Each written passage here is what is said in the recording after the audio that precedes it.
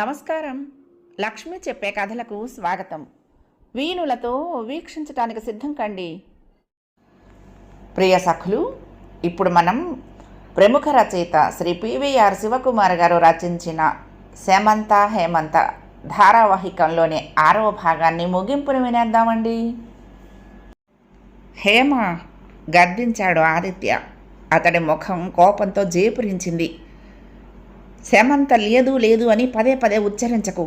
శమంత చిరంజీవి. నా గుండె గూటిలో ఆమె నిరతం జీవించే ఉంది. ఈ జీవితంలో ఇక నాకు మారు వలపు లేదు, మరొక తలపు రాదు. నన్ను నమ్ముకున్న మిగతా వాళ్ళందరూ అందుకోసం కృంగిపోతే ఆ బాధ్యత నాది కాదు. ఇంత చక్కని అదృష్ట జాతకుణ్ణి కన్నందుకు అమ్మకు అంతే రాసిపెట్టుంటే నేనేం చెయ్యలేను అన్నాడు దృఢంగా. ఎంత మనసారా ప్రేమించినా అంత కఠిన నిర్ణయం పనికిరాదు మావయ్య. ఆ విధంగా జీవితాంతము కృంగిపోదలుచుకున్న తర్వాత ఇక జీవోత్సవానికి నీకు తేడా ఏమిటి అడిగింది. తేడా లేకపోవచ్చు హేమ. నేనిప్పుడు జీవిస్తున్నది నా కోసం కాదు, నలుగురికి ఉపయోగపడి సేవ చేయగల నా వైద్య విజ్ఞానాన్ని సద్వినియోగపరచడం కోసం. నేను చేసే సత్కార్యాలన్నీ పైనుండి నా శమంత చూస్తూనే ఉంటుంది. ఆమె తండ్రిలాగే మరో వ్యక్తి ఎవరు గుండె జబ్బుతో మరణించకుండా నేను శాయశక్తిలా ప్రయత్నిస్తూ ఉంటే ఆమె అక్కడి నుంచే నన్ను ప్రోత్సహిస్తూ ఉంటుంది చెప్పాడు. కానీ మామయ్య, నువ్వు నీ జీవితాన్ని మరో మలుపులోకి మళ్లించుకోవటం మాత్రం ఆమె కోరదు కదూ. అక్కడే నువ్వు పొరపడుతున్నావు. ప్రేమ ఎప్పుడు అంత స్వార్థపూరితం కాదు మామయ్య. స్వార్థపూరితమైతే అది నిజమైన ప్రేమే కాదు అంది. షటప్ హేమంత. ప్రేమ గురించి నీకేం తెలుసని లెక్చర్ ఇస్తున్నావు? వలచిన హృదయానికి తెలుస్తుంది కోల్పోవటంలోని విషాదం. ఒడ్డును కూర్చుని కబుర్లు చెప్పాను ఇలాంటి వారికి కాదు మావయ్య నిగ్రహించుకుంటూ అంది హేమంత. సృష్టిలో నీకే కాదు, హృదయం ఉన్న ప్రతి వారికి ప్రేమించే హక్కుంది, ప్రేమ గురించిన అవగాహన ఉంది. అయినా మనసుల్ని దోచుకుని మౌనంగా మరొక దారి చూసుకునే నీకు ఇవన్నీ తెలియవనే చెప్పనా? హేమ, ఏంటి నువ్వు అంటున్నది? నేను మనసును దోచుకుని మరొక దారి చూసుకున్నానా? ఎవరి విషయం నువ్వు అనేది? అయోమయంగా అడిగాడు. ఎవరి విషయమో కాదు మామయ్య, నా విషయమే తల వంచుకుని నెమ్మదిగా అంది. చిన్ననాటి నుంచి కలిసి మెలిసి తిరిగి అందరూ భార్యాభర్తలంటూ ఉంటే సిగ్గుతో వెక్కిరిస్తూ పారిపోయే నువ్వు ఆనాడే నా మనసు దోచుకోలేదా? ఆనాటి నుంచి నీ మీదే నా ఆశలన్నీ నిలుపుకుని నీ పిలుపు కోసం ఎదురు చూస్తున్నానే. నేను అసలు ఒక్కసారైనా నీ మదిలో మెదిలానా మావయ్య? క్షమించు హేమ, నాకు ఇదంతా ఊహలోనైనా తెలియదు. చిన్ననాటి చేష్టలనే నువ్వంత హృదయపూర్వకంగా స్వీకరించావని నాకు నిజంగా తెలీదు అన్నాడు. పర్వాలేదు మావయ్య, ఇప్పుడు తెలిసిందిగా తల వంచుకొని అంది. దెబ్బతిన్నట్లు చూశాడు ఆదిత్య. అంటే ఇప్పుడు మాత్రం నా మీద ఎలాంటి ఆశలు పెట్టుకోవద్దు హేమ. నేనిప్పుడు నువ్వు అన్నట్లు జీవోత్సవాన్నే. 3 వారిన ఈ బతుకులో ఇక ఏ ఆనందమూ లేదు. ఎందుకు మావయ్య అంత కఠోర నిర్ణయం తీసుకుంటావు? ఒకచోట కోల్పోయిన ప్రేమ మరొక చోట ఎందుకు పొందలేవు? నువ్వు వలచిన మనిషి కన్నా నిన్ను వలచిన మనిషితోనే మనుగడ సౌఖ్యప్రదంగా సాగిపోదా? రోజుకొక రకంగా మారే మనసు కాదు హేమానాది. మరి గతాన్ని మరిచి బ్రతుకుని ప్రేమించమన్న కవివాక్కుకు నువ్విచ్చే సమాధానం ఏంటి మావయ్య? కవులకి హేమ చాలా అంటారు. వాస్తవంలోకి వచ్చాక వాళ్ళైనా పలాయనం చిత్తగించాల్సిందే. గతము తలచి వగచే కన్నా సౌఖ్యమే లేదని వాళ్లే అన్నారు. ఆరాధనలో అంతకు మించిన వాణ్ణి కాను నేను. నాకు వగపులోనే విశ్రాంతి దొరుకుతోంది అన్నాడు. అది కేవలం మూర్ఖత్వమే మావయ్య, అంతేకాదు ఆత్మవంచన కూడా. భగవంతుడు బ్రతుకునిచ్చింది సద్వినియోగపరచుకొని అనుభవించటానికే కానీ ఏదో ఒక కారణాన కృంగ తీసుకోవటానికి కాదు. జీవితం నీ సొంతమే అయినా ఆత్మహత్యకు నీకు ఎంత హక్కు లేదో ఆత్మహింసకు అంతే. ఒక్క అనుభవంతోనే కృంగిపోకు మామయ్య, బ్రతుకుని ప్రేమించు. వితంతువులు సైతం వివాహం ఆడాలని, వారి బ్రతుకుల్లోనూ పునరానందాలు విరియాలని కంకణాలు కట్టి వాదించి పోరాడి జయించిన వీరేశలింగం పంతులు గారి లాంటి మహాత్ముల జన్మభూమిలో పుట్టి నువ్వే విధంగా మాట్లాడటం అన్యాయం మావయ్య, నా మాట విను ఆవేశంగా అంది. అవన్నీ కబుర్లే హేమ, ఒట్టి కబుర్లు. దయచేసి నన్ను విసిగించకు, ఇంకా ఆ ప్రస్తావన తేకు కఠినంగా అన్నాడు. అంతేనా మావయ్య? ముమ్మాటికి అంతే. దయచేసి నా మీద ఆశలు వదులుకో. నీకు నచ్చిన మరొక మావయ్య. ఇక పోదాం పద, అమ్మమ్మ ఎదురు చూస్తూ ఉంటుంది. అతడి మాటల్ని త్రుంచేస్తూ లేచింది హేమంత. ఆ మర్నాడే వాళ్ళ ఊరు వెళ్ళిపోయింది. మళ్ళీ ఆ ఇంట వాతావరణం గడ్డకట్టింది. అర్ధరాత్రి వేళ మోగుతున్న ఫోనును విసుగ్గా లేచి అందుకున్న ఆదిత్య అవతలి కంఠం వింటూనే అదిరిపడ్డాడు. ఏమన్నారు బావా? హేమ హేమ ఆత్మహత్య ప్రయత్నమా? ఓ గాడ్, వెంటనే తీసుకురండి, నేను ఇక్కడ రెడీగా ఉంటాను. ఎస్ అంటూ ఫోన్ పెట్టేశాడు. ఆ వెంటనే హాస్పిటల్కి ఫోన్ చేసి ఓ నర్సును పిలిపించాడు. విషయం వింటూనే ధనలక్ష్మి విరుచుకుపడింది.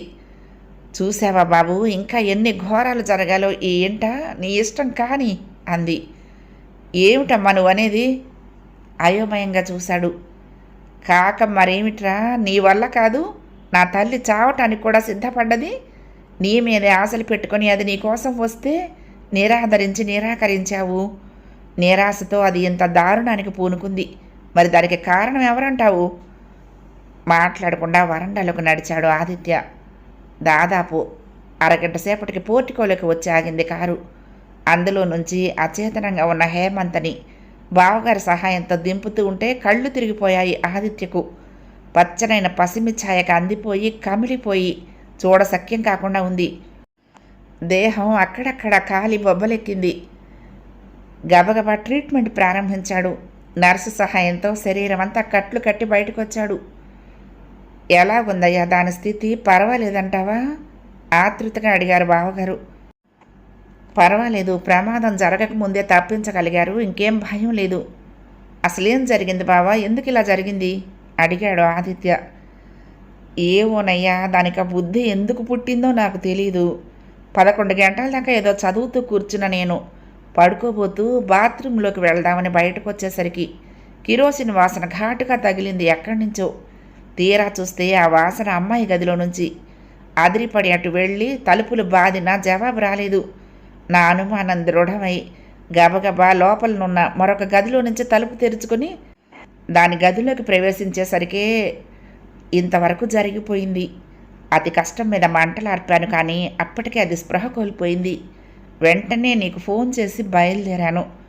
కోరినవన్నీ ఇచ్చి పువ్వుల్లో పెట్టుకుని పెంచుకున్నాను. ఎందుకింత దారుణానికి ఒడిగొట్టిందో తెలియదు కళ్ళ నీళ్లు ఒత్తుకుంటూ అన్నాడాయన. తేలు కుట్టిన దొంగలా ఊరుకున్నాడు ఆదిత్య. ఇక ఆ రాత్రల్లా ఎవరికీ నిద్రలేదు.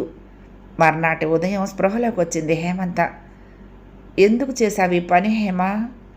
ఎవరూ లేని సమయంలో గద్గదంగా అడిగాడు. ఎందుకు బ్రతికించావు మావయ్య నన్ను? సూటిగా ప్రశ్నించింది హేమంత అంత బాధలోను.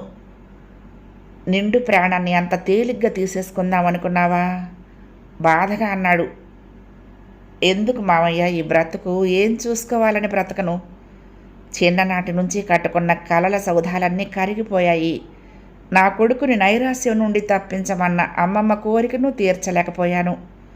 నిరాశ స్లో పాయిజన్ లాంటిది మావయ్య. నెమ్మదిగా ప్రాణాలు తీస్తుంది. దానికి క్షణక్షణము బాధను అనుభవిస్తూ లొంగిపోదలుచుకోలేదు నేను. అందుకే ఒకేసారి భగ్గున మండిపోదలుచుకున్నాను. బ్రతుకును ప్రేమించమంటూ నాకు నీతులు చెప్పి చివరకు నువ్వు చేసిన పని ఇదా? నా పాఠాలు నిన్ను కదిలించలేకపోయినా నీ నిర్ణయం మాత్రం నన్ను కదిలించింది మావయ్య. నీవు అన్నది నిజం. వలచిన వారికి దూరమైన బ్రతుకు దుర్భరం. గాఢంగా అర్పించుకున్న మనసు మరలించుకోవటము దుస్సాధ్యమే. మానసికంగా నాకు చిన్ననాడే వివాహం జరిగిపోయింది. కానీ నా భర్త నన్ను కాదని వదిలేశారు. ఇక నాకు నీవన్నట్లు ఆత్మత్యాగం తప్ప గత్యంతరం లేకపోయింది మరి అంది. అంటే నన్ను దెప్పుతున్నావా హేమ? చచ్చి సాధిద్దామనుకున్నావా? కళ్ళ నిండా నీళ్లు నింపుకుంటూ అన్నాడు. మనిషిగా ఉండి సాధ్యపరచలేని కార్యాలని మనుగడ చాలించుకునైనా సాధించవచ్చునని మహనీయులు ఎందరో రుజువుపరచనే పరిచారు కదా మావయ్య. మృత్యుమోహంలోంచి సహితం చిరునవ్వుల్ని విసరటం ఒక్క హేమంతకే సాధ్యమైంది. అంత మాట అనకు హేమ. నాతో బ్రతుకు పంచుకుని సుఖాలను పొందగలవని నీకంత నమ్మకమే ఉంటే అలాగే, కానీ నా అంగీకారం తెలియచేస్తున్నాను తలదించుకుని అన్నాడు ఆదిత్య. అవునా మావయ్య? నిజంగా నిజంగా నువ్వు నన్ను అంగీకరిస్తున్నావా? అబ్బా, నేనెంత అదృష్టవంతురాలిని! బ్రతుకుతాను మావయ్య. ఈ గాయాలను, ఈ నిరాశను మాన్పుకుని నీ మనసు గాయానికి చికిత్స చేసి అమ్మమ్మ మనోవ్యాధిని పోగొట్టడానికైనా నేను తప్పకుండా బ్రతుకుతాను. నన్ను బ్రతికించు డాక్టర్. వీలైనంత త్వరలో లేచి తిరిగేలా నన్ను కరుణించు. అతడి 2 చేతులు పట్టుకొని ఊపేస్తూ ఆనందంలో తేలిపోతూ అంది హేమంత. అదేమిట్రా ఇప్పుడా రావటం? సినిమా ఇప్పుడైనా వదిలారు? 12 గంటల వేళ ఇల్లు చేరిన కొడుకుని మనవరాల్ని చూస్తూ అడిగింది ధనలక్ష్మి. ఆకలిగా ఉంది, అన్నం వడ్డించమ్మా అంటూ ఆమె ప్రశ్నలకు జవాబు ఇవ్వకుండా, మరొక మాటకు తావు లేకుండా పైకి నడిచాడు. అంతవరకు ఇద్దరు బీచ్లోనే మైమరిచి కబుర్లు చెప్పుకుంటూ కూర్చున్న విషయం తల్లితో చెప్పడానికి సిగ్గుపడిన ఆదిత్య, బాగానే ఉంది వరస. ఇలా ఇద్దరు ఇల్లు పట్టకుండా షికార్లు కొట్టదలిచినప్పుడు నా మొహాన ఓ నలుసుడు కని పారేస్తే పోతుందిగా. ఈ ఒంటరి బాధ ఎందుకు నాకు? ఆవిడ మాటలు వింటూనే సిగ్గుతో లోపలికి పారిపోయింది హేమంత. ఇద్దరిని చూస్తూ దీర్ఘంగా సంతృప్తితో నిట్టూర్చింది ధనలక్ష్మి. భగవంతుడా, నాకు ఈ మంచి రోజులు ఎప్పటికి రాసావు తండ్రి అనుకుంటూ. కథ సమాప్తం. ప్రియ సఖులు, ఈ నవల మీకు నచ్చితే తప్పకుండా లైక్ చేయండి, షేర్ చేయండి, కామెంట్ చేయండి, సబ్స్క్రైబ్ చేసుకుని నన్ను ఎంకరేజ్ చేయండి. ఉంటానండి. ప్రేమతో లక్ష్మి, కృష్ణాతీరం దుర్గమ్మ సన్నిధానం. నమస్తే.